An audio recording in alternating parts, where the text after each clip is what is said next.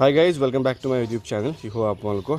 আশা কৰোঁ সকলোৱে ভালে আছে। আমাৰ গোট ফাৰ্মৰ পৰা আজি পুনৰ আমি চেল কৰি আছোঁ এই দুজনী ফিমেল আৰু এই মেলটো আণ্ডাৰ 1 year আৰু 2 দাঁতৰ ফিমেল হয় এইকেইজনী। মই ফ্ৰণ্ট ছাইডৰ পৰাও দেখাই আছোঁ।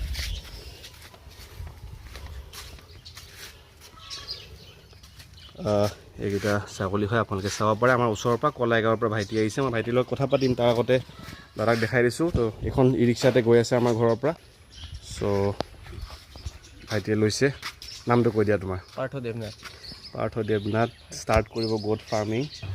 কি ভাবিছা, কিয় কৰিম বুলি ভাবিছা?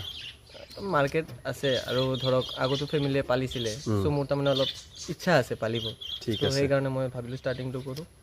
ঠিক আছে, ষ্টাৰ্ট কৰিব। যিমানখিনি পাৰোঁ মোৰ ফালৰ পৰা, আমাৰ ফাৰ্মৰ ফালৰ পৰা গাইডেঞ্চ দিয়া ট্ৰাই কৰিছোঁ। ঠিক আছে, এইখন ই ৰিক্সা।